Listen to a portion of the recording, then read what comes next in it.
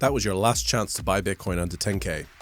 Said someone for the 10th time lately, no doubt. Although it is hard to blame people who were saying things like that a few weeks ago, the charts didn't look like this was going to happen. Sub 10K levels for Bitcoin, it took record bearish movement in order to make that a reality. What the f are we doing out here? I ask you. Now, fueling those flames were supposedly, as we reported yesterday, I mean me, talked about, there were meant to be hundreds of thousands of Bitcoin supposedly being sold from a collapsed Ponzi in China. Those claims have now been challenged, but in case you missed it, possibly the biggest story in crypto, $3 billion Ponzi scheme is now allegedly dumping Bitcoin by the hundreds. Although the Eastern Ponzi was taken down a few months ago, there are supposedly wallets that the authorities cannot unlock. However, there is other people who do have access and who have been dumping hundreds of Bitcoin at a time, or up to 100 at a time, on Binance, according to this article,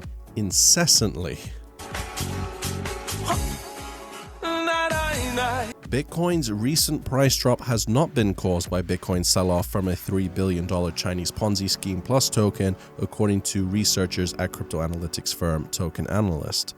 I hope not. That would be great news. Let's look into this though. The firm did not find any evidence that Plus Token moved any significant amount of Bitcoin to any known exchange address. However, Token Analyst analyzed Plus Token's transactions on the Bitcoin blockchain and found that thousands of Bitcoin were sent to online mixing services to obfuscate the origins of the coins. Much of the scammers' money filtered into mixing type services about a month ago. So as far as I understand, this rebuttal, these refutings of these claims is that there isn't any evidence concrete to say, yes, the scammers have been sending the Bitcoin that they got from the Ponzi to exchanges explicitly. Here it is on the blockchain. However, at the same time, perhaps they're a little bit savvy. They know how to use a mixing service. It's incredibly easy. So yeah, I guess that's not actually helpful at all. If they were able to give a direct link, then at least exchanges could blacklist the coins, but there is a small chance, I suppose, that these stories are false because there's been no proof. The fake news media has never been so wrong or so dirty. Anyway, moving on from this dip, which will no doubt be a blip in the grand scheme of things, there is some debate whether Bitcoin's amazing performance this year has been led or primarily fueled by geopolitical tensions worldwide, making Bitcoin look like a very good hedge against the turmoil, institutional adoption, institutionals getting in majorly into Bitcoin, or 3, unbacked tether printing. Or a mixture of these 3, I suppose. Today, we actually finally have some concrete figures about the rate of institutional adoption. And it's good news. This comes courtesy of Brian Armstrong, CEO of Coinbase. Whether institutions were going to adopt crypto or not was an open question about 12 months ago. I think it's safe to say we now know the answer. We're seeing $200 to $400 million a week in new crypto deposits come in from institutional customers. Oh, talk dirty to me, Brian. That is a lot of money. It's a lot of money. It's a lot of money. It's a lot of money. It's a lot of money. A lot of money. That's a lot of money. It's a lot of money. It is. That's so much money. Of course, this begs a lot of questions. This is kind of vague. How many weeks? 1, 2. How many withdrawals do you have per week? But if we follow the link that he has given us, we can see the rate of growth. So we start the year 2019 here and go, yeah, it explodes in August. Now, this is probably inflated as they had a recent acquisition, another institutional company known as Xapo. Still, that growth curve looks pretty good to me. And this is just one exchange, albeit a very large and very, I hate to say it, but legally compliant one, quote unquote.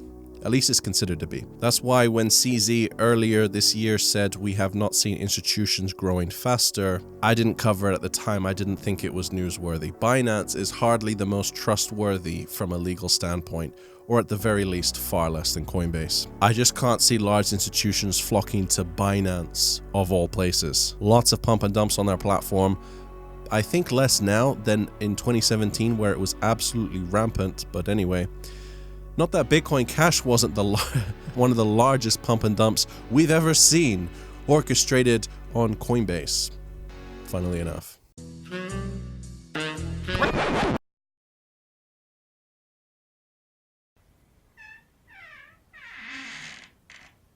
And of course, we have Bakkt, Fidelity coming soon, TM.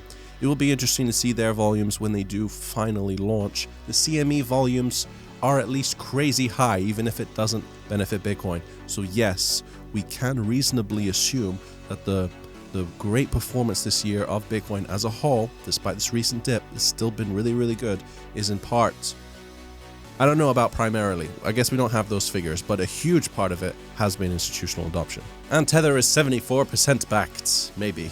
This growth, however, is not just institutional. Although Google search terms for Bitcoin still aren't the best, let's just put it that way. The amount of wallets that contain at least $180 of worth of Bitcoin in them are steadily on the rise. This chart goes back to 2015, where there were around 1 million wallets, and now we are getting close to 6. And that's actually still pretty tiny. Now, to be fair, a lot of exchanges, when people use it, they leave their coin on there. Don't do that, but a lot of people do. That counts as one wallet, or at least mostly one wallet, maybe one or two, maybe three. So there's actually potentially a lot more, but then that's also offset by the fact that people can have multiple wallets. So anyway, the point is there aren't a lot of wallets. This is good for Bitcoin, obviously, that is in now, that wants to make good gains because you're potentially still very, very early. What happens to the price when there are 60 million wallets, for example? Last indicator that I think is quite bullish, the Tether market cap. Tether has been shown to have high mathematical symmetry with the USD price of Bitcoin, giving it a figure 1 being complete symmetry, 0 being none at all, of 0.8, if not even slightly better. Now, correlation does not always imply causation, so take this for what you will. The Tether market cap remains stable currently, even despite Bitcoin's dropping price. To me, this is a good sign. I'd be far more worried if it was falling.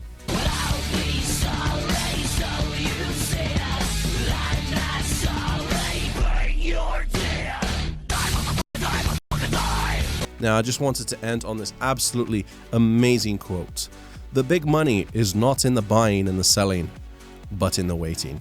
Very nice. Sums up pretty much exactly why I don't feel comfortable promoting leverage trading.